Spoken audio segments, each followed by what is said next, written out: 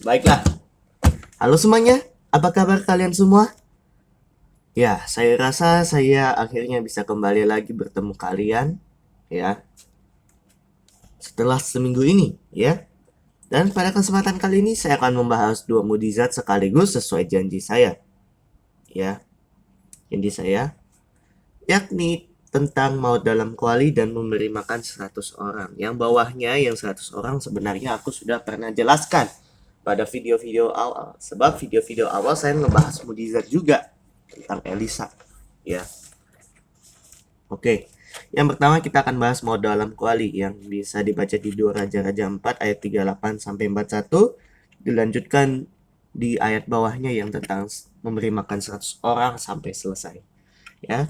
Oke, jadi waktu itu Elisa kembali ke Gilgal dan waktu itu ada kelaparan besar di negeri itu. Di daerah itu banyak kelaparan dan waktu itu ada rombongan nabi duduk di depannya dan dia bilang ke bujangnya, taruhlah kuali yang besar, yang paling besar, lalu masak sesuatu makanan, ya.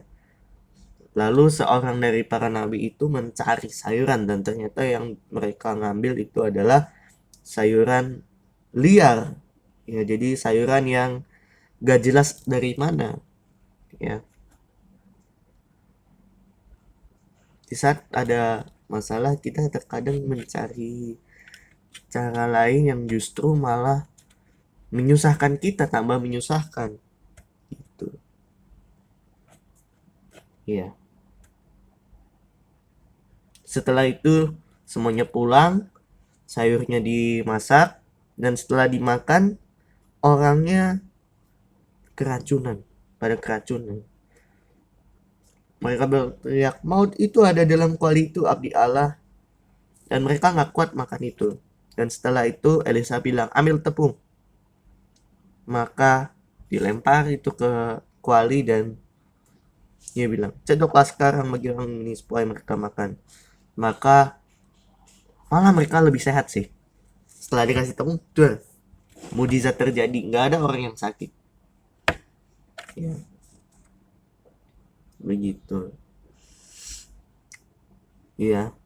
Ini seperti kejadian misalkan kalau kita sedang dalam kesusahan, biasanya kan kita cari Tuhan. Kadang-kadang saat kita kena, mungkin saja kita cari cara yang lain, tapi malah justru menyusahkan kita. Dengan bantuan Tuhan semua bisa diatasi, ya. Kayak lagu andalkanlah Tuhan, pertolongannya sempurna, ya, gitu.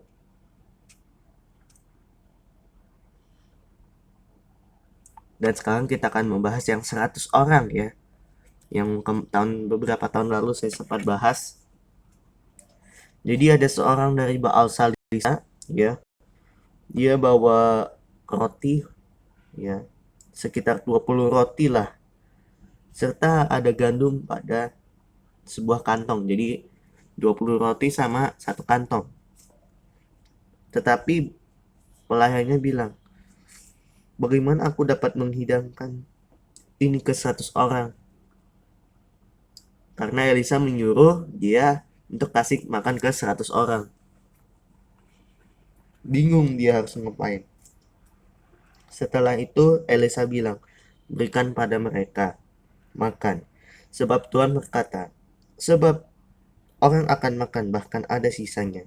Setelah itu maka roti tiba-tiba bisa banyak. Bahkan ada sisanya, ya.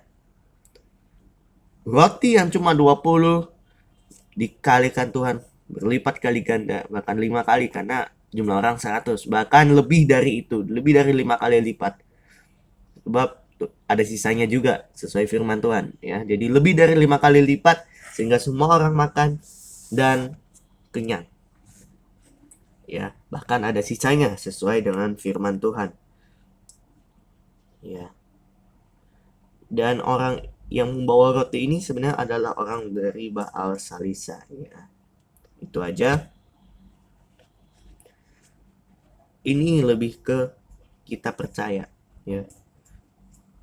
Kita harus memberi pada orang. Lah, padahal cuma segini, masa bisa dibagi?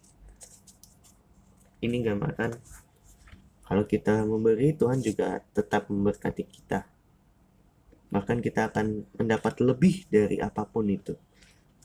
Ya, Tuhan pasti kasih yang lebih. Bahkan ada sisanya. Ya, asal kita percaya bahwa dengan memberi kita akan mendapat berkat. Ya. Selain itu kita juga percaya bahwa Tuhan selalu, jadi dengan iman apapun bisa terjadilah ya.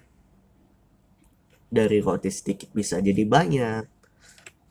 Dari maut, bukan maut dan kuali, maksudnya dari penyakit menjadi kesembuhan kembali. Begitu.